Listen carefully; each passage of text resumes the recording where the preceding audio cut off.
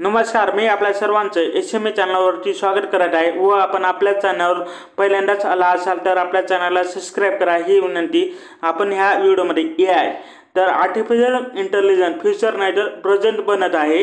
तर आता AI एक रिॲलिटी बनलं आहे आणि त्यांचे ॲप्लिकेशन इतके वाढले आहेत की आता जगभरात प्रत्येकजण यूज करत आहे। स्टुडंटपासून ते वर्किंग प्रोफेशनलपर्यंत, हाऊसवाईफपासून ते CEO पर्यंत जे की आपल्या डेली लाईफमध्ये AI वापरत आहेत।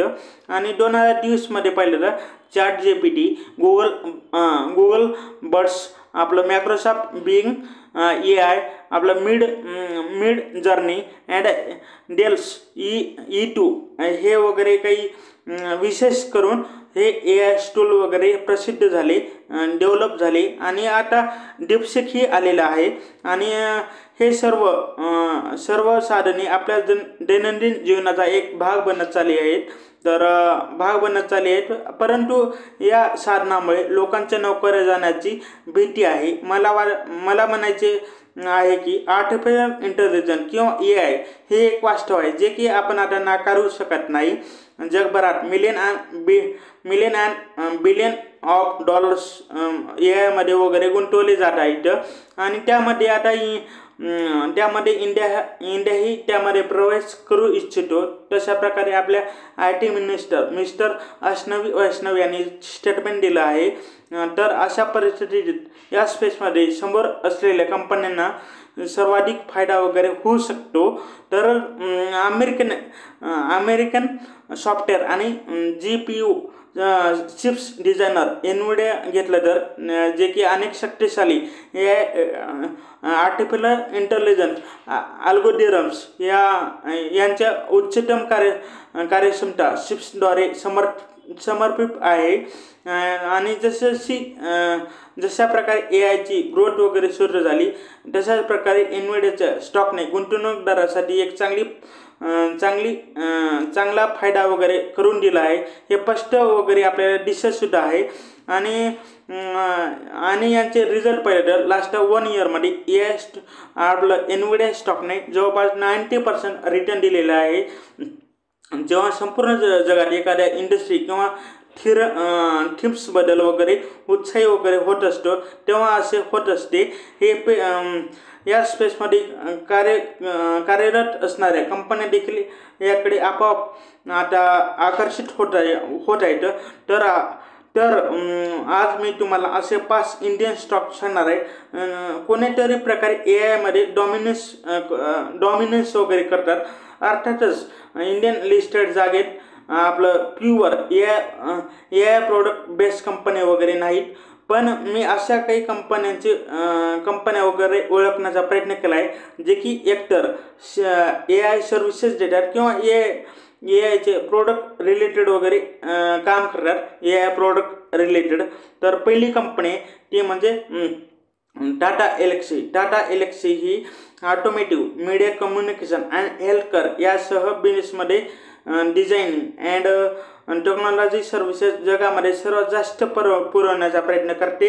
टाटा एल्क्सी आपलं रिसर्च अँड स्ट्रॅटेजिकपासून technologies and mechanical designing, software development, आपलं व्हॅलिडेशन्स अँड डेव्हलपमेंट सर्व्हिसेस प्रदान करते। आणि जगभरात डिझायनिंग स्टुडिओ, आपलं global development centres and office नेटवर्कद्वारे समर्पित आहे।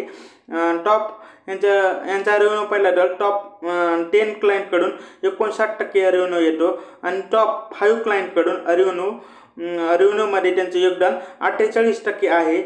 तर इथं जर काही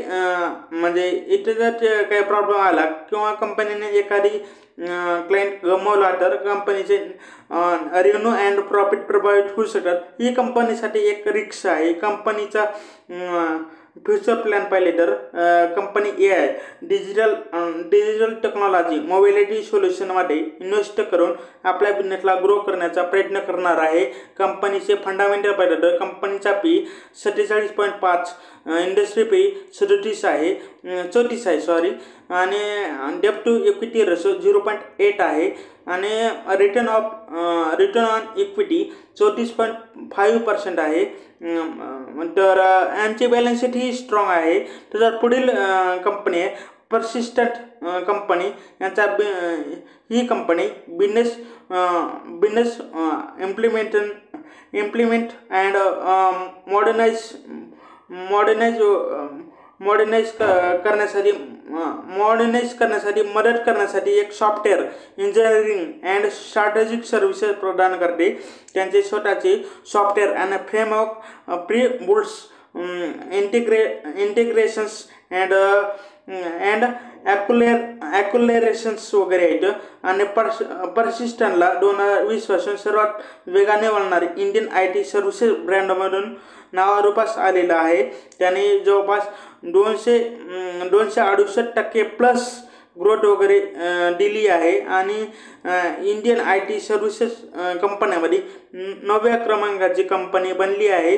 कंपनी काही डिजिटल इंजिनिअरिंग सोल्युशन प्रदान करते, जसे की product and platform engineering, CX and digital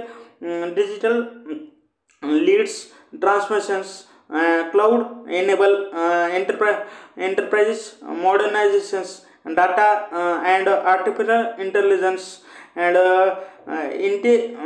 intelligence automations वगैरे कंपनी करते। आणि कंपनीचा ग्लोबल प्रेझेन्स पाहिला तर company India, Australia, Canada, Germany, Japan यासह 21 देशामध्ये कार्यरत आहे। कंपनीचे रेव्हेन्यू ब्रेकअप पाहिलं तर नॉर्थ अमेरिकेतून 80% रेव्हेन्यू येतो। म्हणजे इथे जर काय प्रॉब्लेम झाला तर कंपनीचे म्हणजे कंपनीवर ओव्हरऑल परिणाम होऊ शकतो। युरोपमधून 8.2% रेव्हेन्यू येतो, इंडियामधून 9.4% आणि रिस्ट ऑफ द वर्ल्डमधून 1.9% रेव्हेन्यू येतो। कंपनीकडे आता 375 प्लस ग्राहक आहेत। Company AWS, IBM, Salesforce, red hats, Microsoft, Google cloud इत्यादी IT प्रमुख कंपन्यांसोबत वगैरे पार्टनरशिपमध्ये काम करत आहे। आणि कंपनीचे फंडामेंटल पाहिले तर कंपनीचा PE 65.7 आहे, इंडस्ट्री PE 29.2 आहे, डेट टू इक्विटी रेशो 0.10 आहे, रिटर्न ऑन इक्विटी 24% आहे आणि बॅलन्स शीट ही यांची स्ट्रॉंग आहे। तसेच KPIT टेक्नॉलॉजी पुढील कंपनी आहे। तर KPIT ही सॉफ्टवेअर सोल्युशन असलेली ग्लोबल टेक्नॉलॉजी कंपनी आहे, जे की आपलं ऑटोमॅटिक क्लीन्स स्मार्ट कनेक्टेड फ्युचरकडे मोबिलिटी लिप्स फ्रॉमला वगैरे मदत करते। जगभरात 13,000 प्लस ऑटोमोटिव्हसह कंपनी आपलं संबेड सॉफ्टवेअर्स AI अँड डिजिटल सोल्युशनमध्ये विशेषतः काम करते। आणि KPIT ग्राहकांना पुढील पिढीसाठी मोबिलिटी सोल्युशनच्या अंमलबजावणीसाठी गती देण्यासाठी सक्षम आहे। ही विशेष करून कार्स अँड व्हेकलमध्ये सर्व्हिसेस देत असतात, आर्टिफिशियल इंटेलिजन्स रिलेटेड।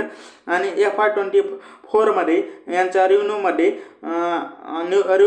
रेव्हेन्यू जो ग्रो झाला होता त्याच्यापैकी 85% जे कंट्रोल करतात ते त्यांचे टॉप 25 क्लायंट वगैरे करत होते। आणि कंपनीचा जिओग्राफिक रेव्हेन्यू पाहिला तर US मधून कंपनीचा 31% रेव्हेन्यू येतो, युरोपमधून 52% येतो आणि आशियामधून 17% रेव्हेन्यू येतो। कंपनीचे फंडामेंटल पाहिले तर कंपनीचा PE 48.5 आहे, इंडस्ट्री PE 34 आहे, डेट टू इक्विटी रेशो 0.14 आहे, रिटर्न ऑन इक्विटी 31.2% आहे आणि बॅलन्स शीट ही ठीकच आहे। आणि पुढील कंपनी जेन्सार टेक्नॉलॉजी ही एक अग्रेसर digital solution and technology services company आहे। ही मुंबई बेस्ड RPG ग्रुपची कंपनी आहे आणि त्यांचे हेडक्वार्टर पुणे येथे आहे। आणि ही कंपनी 2 सेगमेंटमध्ये काम करते, application manufacturing services and infrastructure management services, हे हायटेक आणि manufacturing, customer services and banking, financial services and insurance यासारख्या वर्टिकल इंडस्ट्रीवर फोकस करत आहेत। आणि त्यांचे offices India, US, UK, Europe and Africa येथे आहेत। आणि त्यांच्या बिझनेस सेगमेंट पाहिले तर डिजिटल अँड ॲप्लिकेशन सर्व्हिसेसमधून 82% रेव्हेन्यू वगैरे येत असतो यांचा, व डिजिटल फाउंडेशन सर्व्हिसेसमधून टोटल 18% रेव्हेन्यू वगैरे येत असतो। आणि जिओग्राफिकली पाहिलं तर US मधून यांचा रेव्हेन्यू 67% येतो, युरोपमधून 21% आणि आफ्रिकामधून 21% वगैरे येत असतो। आणि बाकी जो आहे तो इंडियामधूनच येत असतो। आणि मेजर क्लायंट पाहिले तर यांचे टॉप 5 क्लायंटकडून यांचा रेव्हेन्यू 31% येत असतो, आणि टॉप 10 क्लायंटकडून 42%, टॉप 20 क्लायंटकडून 68% रेव्हेन्यू येतो। ही एक थोडं रिक्शी आहे, कंपनीने थोडं क्लायंट बेसवर जरा लक्ष दिलं पाहिजे। आणि कंपनीकडे आता $698 मिलियन ऑर्डर बुक सुद्धा आहे। आणि कंपनीचे फंडामेंटल पाहिले तर कंपनीचा पी 19.1 आहे, इंडस्ट्री पी 34 आहे, डेट टू इक्विटी रेशो 0.4 आहे, रिटर्न ऑन इक्विटी 20% आहे, आणि बॅलन्स शीट ही स्ट्रॉंग आहे। पुढील कंपनी आपलं सायंटर्स, तर ही company Indian multinational technology company आहे, जी engineering, manufacturing and data analyst and data and ऑपरेशन्सवर फोकस करते। यांचे पूर्वीचे नाव एन्फोटेक एंटरप्राइजेस लिमिटेड आहे, ज्याची स्थापना 1991 मध्ये हैदराबादमध्ये झाली होती। ही सायंट कंपनी जगातील टॉप 30 आउटसोर्सिंग कंपनीपैकी एक आहे। आणि यांचे 8 स्ट्रॅटेजिक बिझनेस युनिटद्वारे वगैरे काम करते। एक म्हणलं तर एरोस्पेस आणि डिफेन्स, 2 म्हणलं तर ट्रान्समिशन्स, 3 म्हणलं तर industrial energy and natural resources, आणि पुढील म्हणलं तर सेमीकंडक्टर, नेट ऑफ थिंग्स आणि एनालिटिक्स, तसंच पुढील म्हणलं तर मेडिकल अँड हेल्थ केअर,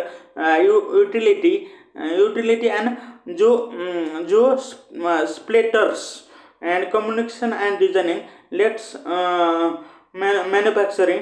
आणि सायंटिस्टच्या बिझनेसचा फोकस पाहिला तर एरोस्पेस आणि defence, health care services, telecommunication, rails, transmission, semiconductor, आपला जिओ स्प्लेटर्स, इंडस्ट्रियल एनर्जी याकडे कंपनीचा फोकस आहे। तर पोर्टफोलिओ स्प्लिट पाहिलं तर ट्रान्समिशनमध्ये 31% आहे, ज्यामध्ये की एरो आणि रेल्स येते। आणि आपलं सस्टेनेबिलिटी वगैरे 28% आहे, ज्यामध्ये मायनिंग, युटिलिटी अँड एनर्जी येते। आणि पुणे कनेक्टिव्हिटी 23% आहे, फायबर अँड वायरलेस, आणि न्यू एरिया ग्रोथ वगैरे 18% आहे, ज्यामध्ये की automotive, semiconductor and health care येतं। आणि कंपनीचे जगभरात 400 पेक्षा जास्त ग्राहक आहेत, ज्यामध्ये की 29 फॉर्च्यून्स आहेत, आणि 500 कंपन्यांचा समावेश वगैरे आहे। आणि रेव्हेन्यू लोकेशन पाहिलं तर अमेरिकेतून 54% रेव्हेन्यू येतो, युरोप, मिडल ईस्ट अँड आफ्रिकेमधून 27% रेव्हेन्यू येतो, आणि आशिया पॅसिफिकमध्ये 19% रेव्हेन्यू येतो, ज्यामध्ये की इंडिया ही आहे।